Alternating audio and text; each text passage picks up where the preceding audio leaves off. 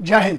चोर को इज्जत और कुत्ते को शुद्धगी हजम नहीं होता है। 1993 7 सितंबर के दिन जब हमारा पीस और ट्रिंक्वालिटी का एक अग्रीमेंट साइन हुआ था, जो कि यूनाइटेड नेशन वाला होता है भारत और चाइना के बीच में, तो उसके बाद 22 बार इन लोग एस्केलेट कर चुके हैं अपनी फोर्सेस। और बात यह है कि 2 सिपाही और एक सीओ साहब, 3 लोगों की हत्या हुई है। ये कोई भी किसी भी प्रकार के कहीं पर भी पीस और ट्रिंक्वालिटी में तो आता नहीं है। पहली बात तो शुरू कहां से हो और इसका सॉल्यूशन क्या है वो समझना पड़ेगा सबको। 6 मई 2020 को इंडिया और चाइना के टॉप कमांडर लेवल की टॉक्स हुई। उसके बाद मिनिस्ट्री ऑफ एक्सटर्नल अफेयर्स ने अनाउंस किया कि हम लोग डिप्लोमेटिक लेवल से और आर्मी के लेवल से ये कोशिश करेंगे कि इसको सॉल्व कैसे किया जाए। उसके लिए हमारी टॉक्स जारी रहेंगी, आगे चलती रहेंगी। सबके नोटिस में आया था ये 10 मई को, लेकिन उसके पहले 5 और 6 मई को जो पेंगोंग त्सो लेक है उस पर इशू हुआ था। उसके पहले नाकुला करके सिक्किम की जो जगह है वो 9 तारीख को, उसके बाद 10 तारीख को इसको पहली बार छापा गया था। 14 मई 2020 के दिन जनरल MM नरवाने साहब ने यह बात कही। दोनों जो इंसिडेंट है वो दोनों अलग अलग है। उसके बाद जो मिनिस्ट्री ऑफ एक्सटर्नल अफेयर्स है उसके जो स्पोक्स पर्सन उन्होंने इंडिया में यही कहा, और यही बात जो है वो चाइना में रिपीट करी गई थी। फिर 29 मई को अमेरिका के राष्ट्रपति डोनाल्ड ट्रंप ने यह कहा कि हमारी बात हुई है मोदी से और वो बहुत अच्छे मूड में नहीं थे। तो हमारे इधर की सोर्सेस थी, उन्होंने ये नकार दिया कि उनकी 4 अप्रैल के बाद कोई बात नहीं हुई है। फिर उसके बाद 2 जून को प्रधानमंत्री है वो और अमेरिका के राष्ट्रपति की बात हुई फोन पर। जून 2 को नेटवर्क 18 के एक इंटरव्यू में भारत के रक्षा मंत्री राजनाथ सिंह जी ने यह बात कही कि बहुत सारी बड़ी संख्या में चाइनीज यहां पर इकट्ठे हो रहे हैं। लेकिन एक बहुत बड़ा पॉइंट था, उन्होंने यह मेंशन नहीं किया कि वो इंडिया की साइड है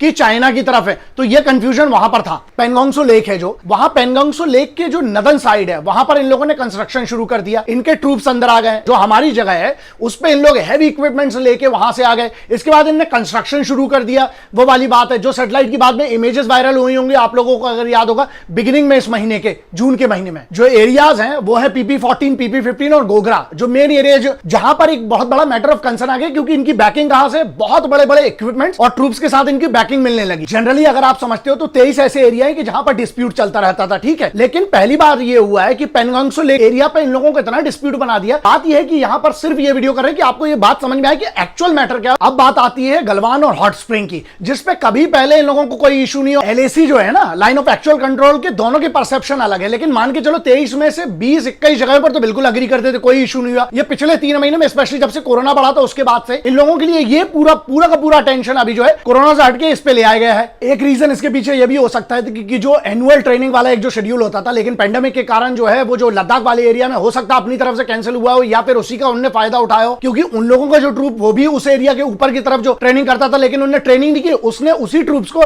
यहां पर डिप्लॉय कर दिया। ये एक बहुत बड़ा इशू है। लेकिन अभी की बात यह है कि इंडिया ने जितने की जरूरत है उससे बहुत ज्यादा ट्रूप्स पहुंच गए हैं, उसमें कोई इशू नहीं है। बहुत सारी टॉक्स जो है वो लोकल मिलिट्री कमांडर्स लेवल पे हुई, जो कि मतलब कर्नल और ब्रिगेडियर। उसके बाद डिविजनल कमांडर्स लेवल जो होता है, मेजर जनरल लेवल का होता है, उस लेवल पे 3 बड़ी टॉक्स हुई हैं। जो पीस एंड ट्रिंक्वालिटी हमारी तरफ से तो बिल्कुल उसको फॉलो करा जा रहा है, लेकिन इनको कौन समझाएगा। जब यह देखा गया तो मेजर जनरल लेवल के जो हमारे अधिकारियों की जो दोनों तरफ से टॉक्स हुई, जब उसका कोई कंक्लूजन नहीं हुआ, उसके बाद कॉर्प्स कमांडर लेवल पे यह बात करी गई है, पिछले शनिवार को हुई थी। उसके बाद यह हुआ है कि दिल्ली और बीजिंग दोनों तरफ से उस लेवल पे भी बात करी गई। 1967 के बाद एक भी मतलब गोली नहीं चली थी। चाइना ने इतना बड़ा प्रोपेगेंडा, बिकॉज वो जाने जाते हैं साइबर प्रोपेगेंडा के लिए, उन लोगों ने वो वीडियो क्लिप्स बना के कि इंडिया हमारी तरफ से, मतलब उनके हिसाब से इंडिया उन पे चढ़ रहा है। बहुत सारे वायलेशन जो है, जो SOPs के वायलेशन इनने किए, लेकिन उस पर कोई बात ही नहीं करता है। देप्सांग 2013, चुमार 2014, डोकलाम 2017, ये इनने उस समय भी सर्कस हुआ था। इन लोगों का ये चीनियों का ही नौटंकी रहा है। मिलिट्री लेवल पर, डिप्लोमेटिक लेवल पे बातें हुई और वो नॉर्मल हो जाता था।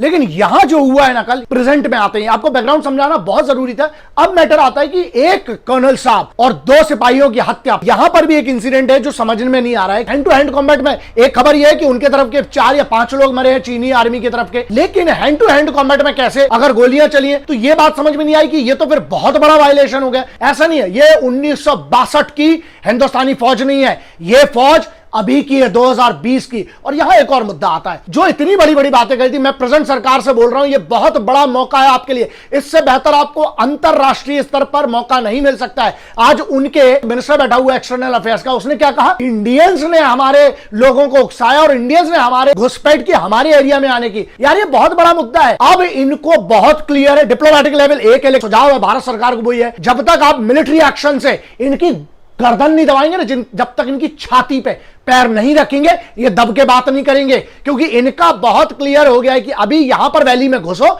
और इसके बाद, क्योंकि इनकी क्यों हवा खराब है, हाइट हमें मिल रही है क्योंकि हमारे पास बेनिफिट्स है, हमारे पास स्ट्रैटेजिकल जो पॉइंट्स है ना वो ये लेना चाहते हैं और पूरा कोविड-19 से सबका ध्यान हटाना चाहते हैं। और दूसरा एक मैटर है, बहुत सिंपल है भाई, जब तक ये मार नहीं रहे थे बात अलग थी, लेकिन अगर आज आपने रिएक्शन नहीं किया तो यहां बहुत बड़ा सवाल उठ जाएगा। और एक और बड़ी बात यह है, चाणक्य ने बहुत पहले कहा था, कृते प्रतिकृतम कुर्यात हिंसने प्रतिहिंसनम तत्र दोषो न पतति दुष्टौ दुष्टम समाचरेत। इसका जिस्ट ये है कि दुष्ट के प्रति, यह जो हिंसा करने आया है उसके प्रति हिंसा करना कोई अपराध नहीं है। इनको घुस के चीनियों को मारना पड़ेगा। पाकिस्तान जैसे चिंदी चोर को हम जवाब देते आए हैं, बात अलग है, लेकिन अब बात है चाइना को जवाब उनकी भाषा में देना पड़ेगा। आप मोराइल डाउन हो जाएगा वरना फौज का। मुझे यह भी पता है, अभी आधे घंटे पहले राजनाथ सिंह जी की, सीडीएस साहब की, उसके बाद ऑल आर्म्ड फोर्सेज के तीनों चीफ की, एक्सटर्नल अफेयर्स के जो मिनिस्टर है उनकी, सभी की बैठक हुई है। देखिए, आप डिप्लोमेटिक लेवल समझाइए, लेकिन आर्मी को अब आपको छूट देना पड़ेगी, because the army is suppose to retaliate right now. आप एक सीओ लेवल के आदमी के मरने के बाद आप चुप नहीं रह सकते हैं, ठीक है। और दूसरा एक और बहुत बड़ा यहां पर कंसर्न है, अब तुम लोग जो व्यूअर्स है, जो इस देश के नागरिक, वो एक बात ध्यान रखना, हमें एक माहौल बनाना पड़ेगा। अगर दबाव की जरूरत है तो दबाव बनाना चाहिए सोशल मीडिया पर आपको, लेकिन ये शहादतों को आप बर्बाद मत होने दीजिएगा, क्योंकि वो मरे हैं हम जैसे सब लोगों के लिए, कि यहां पर इतने पैंडेमिक के माहौल में हम सब सुरक्षित रह सके और हमारी जमीन का 1 इंच भी वो चीनी ना ले सके। इसलिए कर्नल साहब और ऐसे उतने पूरे ट्रूप्स जो है ना वहां पर, वो आपके लिए, हमारे लिए जान देने खड़ा है। हमारी कम से कम इतनी जिम्मेदारी तो है कि हम सरकार से कम मांग करें इस बात की। और दूसरा, मेरा एक बहुत बड़ा स्पेशल मैसेज उन लोगों के लिए है जो हर बार सर्जिकल स्ट्राइक के बाद सवाल उठाने लगते हैं या हर बार ये सबूत मांगने लगते हैं। सुनो, मैं बहुत क्लियरली सुन लो तुम लोग, अबे किसी चीज में तो इकट्ठे हो जाओ। आप लोग भाषाएं बिगड़वाते हो यार। बहुत इज्जत से कोशिश करता हूं कि हर बार आप लोगों को समझाएं यार, हम एक देश के तौर पर, दुश्मन तो कॉमन है ना, वो दुश्मन बीजेपी का या कांग्रेस का या आम आदमी पार्टी है, इनका दुश्मन नहीं है, वो हिंदुस्तान का दुश्मन है, इस भारत माता का दुश्मन है।